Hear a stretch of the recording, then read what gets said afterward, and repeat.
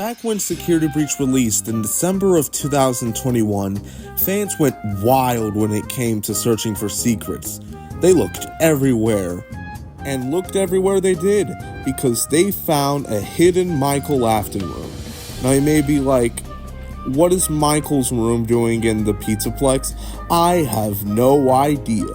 But all I know is that it has a secret code in there. Well, it ain't secret if it's already been solved and the game's been out for like 3 years, but that doesn't matter. It was secret back then. And everyone was on the hunt on solving that code. Even to the point Dako had to contact someone at Steelwool. Yeah, it got to that point. We had to ask for a hint. But after trial and error, the code would finally be solved. And what did it translate to? Well, let me read it out to you if you don't know it. Break and mend, I built the breath. They hunt now, drawn to life. Not real, still keen. And frit and fraught with thought and zest and jest, no blunt woes. Dodge, duck, flash, shoot, crawl, run, crush the vile band. Cry not, try not, do not hold out. Hope no. Your life, your aim will save those with soul. Okay, great. We're off to a good start. The message was decoded, and we read it out. But who wrote this message? Because it's clearly an in-universe message if it's literally on the wall of Mike's room. This has been discussed for a long time now, for about 3 years now as of writing this. So I want to throw my hat in the ring on who wrote this message. And I feel pretty confident on who wrote this. Hello everyone, DJ Aiden here, and today I will be talking about who wrote the break and mend message in Mike's room.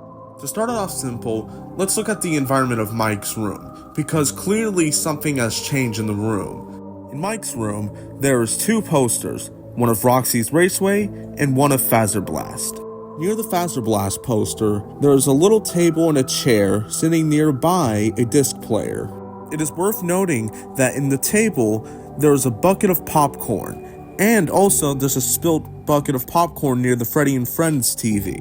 And while we're on the topic of this show, Freddy and Friends on Tour is playing on Mike's TV, and while it's playing on the television, we hear the theme song Forever and Ever, and that's about all the important changes that were made in Mike's room. But let's take all of this one at a time, because surprisingly, there is a lot of things to talk about in this room.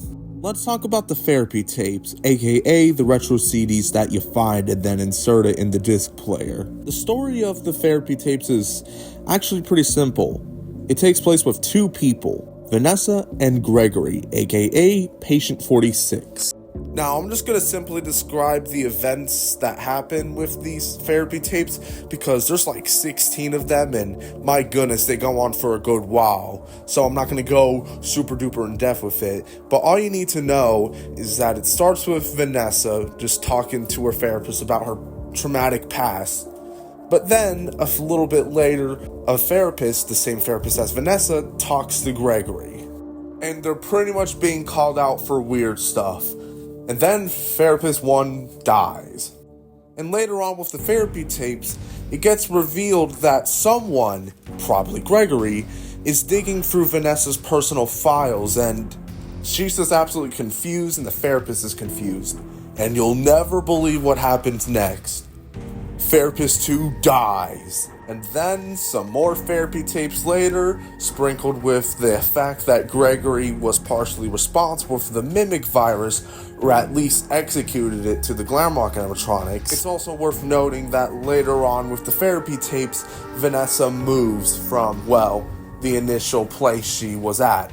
If I were to guess, she probably moved to the Pizzaplex or someplace else to get away from the therapist.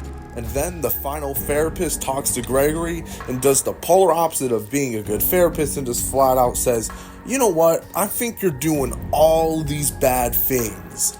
And then she's like, okay, why are you not in your head like this is going to be the last time we speak? And then it was the last time they speak, because Gregory literally works with the mimic. And that's pretty much all we need to go in depth to. We can simply explain the wall code by saying, oh, well, they were teased by the Freddy and Friends cartoon when they're like hidden messages and glitches, because they were saying like Gen Z, Alpha, and all that stuff. That actually had implications on how to solve the wall code. But let's cut to the chase. Who was responsible for changing Mike's room with literally a Freddy and Friends cartoon and just weird wall code stuff? Who did all of this? I believe it was none other than Gregory. Now, that sounds absolutely confusing and doesn't make sense at first, but trust me when I say it's at first, because I'm genuinely confident when I say Gregory did write this. Gregory did alter Mike's room. He was the one who did this. Let's start it off with the door. Yes, that door, it is weirdly child-shaped. We can imply that this could be one of Gregory's secret hideout. I mean, it's not the first time one of our Glitch Trap followers had a hideout.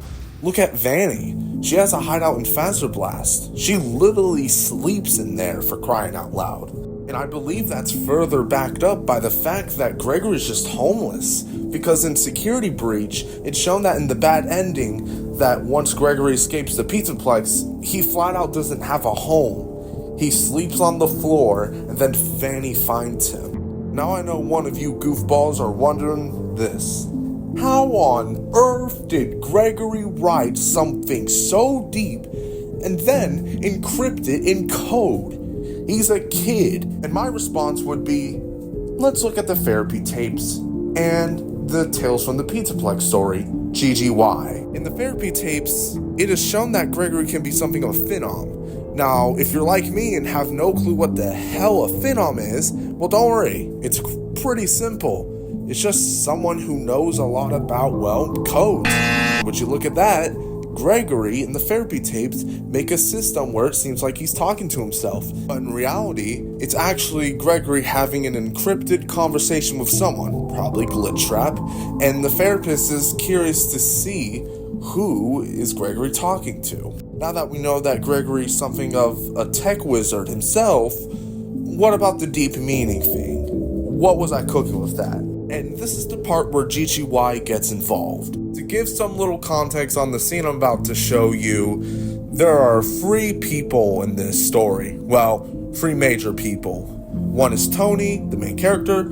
Second is the dude that you're never gonna know who his name is unless you read the story. Hahaha, I'm a jerk. And the third one goes by Dr. Rabbit, but it's revealed later on that his name is Gregory and he's responsible for GGY. But yes, I thought that I would say this in case some YouTube comment comes and say, wait, that's not Gregory, his name is Rab. No, don't worry guys. Rab is just like a little nickname for him. Don't even trip, guys. But this quote that the story says, this is what Rab says, the best creative ideas can't be pushed out. They need to sprout from the fertile soil of distraction. And then the story says, case in point, Tony thought, Rab could definitely be deep. It's interesting how Gregory is described to be deep. I mean, that's only just one of the examples. I mean, here you go, I'll throw you some other examples too. They're on the screen right now. Looking at all these examples that I've shown, it's kind of telling me that this could have been done on purpose. I mean, if it was mentioned once, I probably would have went like, okay, that's interesting, but it may not mean anything. But the fact that it's been mentioned like multiple times tell me that this is Scott's way of hinting that Gregory could potentially have written this wall code. Now, there's also one question that I haven't answered. Why doesn't Gregory know all of this? Well, I believe that Gregory has lost his memories in some way. Let me explain it. In the game Security Breach, Gregory doesn't really know all that much when it comes to Vanny, Burn Trap, all that stuff. He doesn't really know any of it, not even Vanessa. And we know that Gregory has worked for Mimic. So logically, Gregory should remember all of this, but he doesn't. I mean, he even stutters a little bit on his name. Now, why am I mentioning this? I believe that an event happened before he forgot all this. I believe that Gregory may have broken free from Glitch Trap's control just for a second or tried to escape it and give his future self a warning of what's to come next. Now, my evidence on Gregory potentially struggling with the Glitch Trap control is a little bit weak because this is in the files of Security Breach, not in like the legitimate game, but I feel like it is worth pointing out. So in the Balloon World arcade, you know how the eclipse comes and says something like, "Oh, good night," or whatever, in purple glitchy text? Yeah, supposedly there are supposed to be more than just that. The following text says this: "Hello? Come meet my friends. He made me do it." Now, it is commonly believed that the Balloon World arcade is connected to Gregory due to their one being in the daycare feeder and their being in the burn trap boss area, which feels awfully specific, doesn't it? It's kind of like he was hiding it away. And notice the text, "He made me do it"? That's quite strange. Who made him do it? I believe that, well, Glitchtrap forced him to do it. Though I'm mainly throwing this out here, but for all we know, maybe Gregory could have made multiple hideouts while he was on the run from Glitchtrap and all that stuff. And this is where this little fella comes in. This takes place in Kids Cove, specifically in the weird ship that has a hole at Kids Cove. It holds many items within this strange area, but most importantly, let's focus on the popcorn and the monitor. Actually, it's a TV, Aiden. But other than that correction, let me compare these two. It may be a weak comparison, but I kind of want to throw it out, because I actually kind of like this idea. In Mike's room, we see Freddy and friends playing in there. Now, of course, in the ship, we don't see anything play, but it is worth noting that, well, Freddy and friends have a pretty major role when it comes to some of the Pizzaplex. I mean, just take a good look at the Pizzaplex. There are some Freddy and Friends on tour art out there in the walls. I mean, heck, even in the freaking daycare feeder at the Ruin DLC, we literally see Freddy and Friends on tour play on a loop. It's also worth mentioning that in the Kids Cove ship area, there's also popcorn too. And would you know it, there's popcorn in Michael's room too. And not just one popcorn, another one. So hey, for all we know, maybe Gregory wanted to watch some Freddy and Friends on tour and just had some popcorn with him in that ship. Where I'm getting at is that maybe when Gregory was free, he was just roaming around the Pizzaplex, doing hideouts so that way he wasn't spotted. Now let's go through one more thing. One more little piece of this puzzle and it'll be complete. Or at least hopefully it'll be complete. What is the wall code saying with the context of Gregory writing this? Well, lucky you, I haven't answered that, and besides, I would literally need an answer for that or else my whole theory would fall apart. But let's carefully break this explanation down. The beginning section of the code, where it says break and mend, I built the breath they hunt now, drawn to life, that could be implied that the mimic was broken down and put back together. That Gregory was responsible for the mimic virus, or at least partially, and now the virus is searching for life, hunting for people to kill pretty much. This part gets a little wordy here, since literally the wall code in the second part does get wordy here, but I will do my best to say it. Mimic isn't a real being, of course, but it does have perception.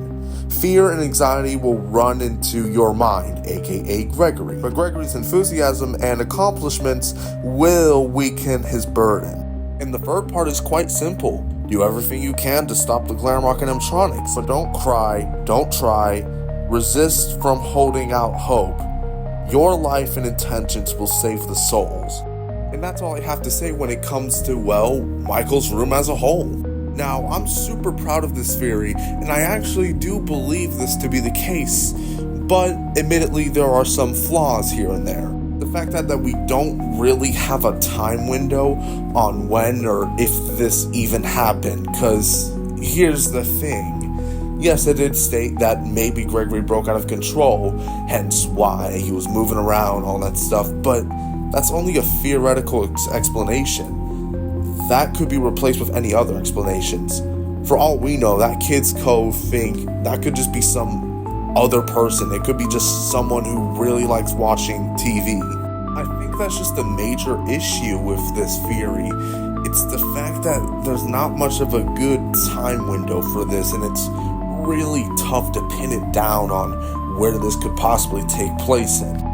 But if there's any other problems that I don't know, or heck, maybe even more evidence that I don't know, feel free to share it in the comments seriously, I will gladly read them and hear it out. This video was really fun to make, and I'm really happy with the outcome of this theory. But nonetheless, thank you all for watching. I will now go back to darkness. By darkness, I mean just planning on what else to do. But don't worry, I have a plan, guys. I'm going to talk about a certain FNAF fan game. Wink, wink, nudge, nudge. But bye now. It's time for me to go, and it's time for you to watch the outro. So goodbye. Have a good day or night, whichever. Just have a good day in general. Yo guys, this has been DJ Aiden, and I'll see you on the flip side.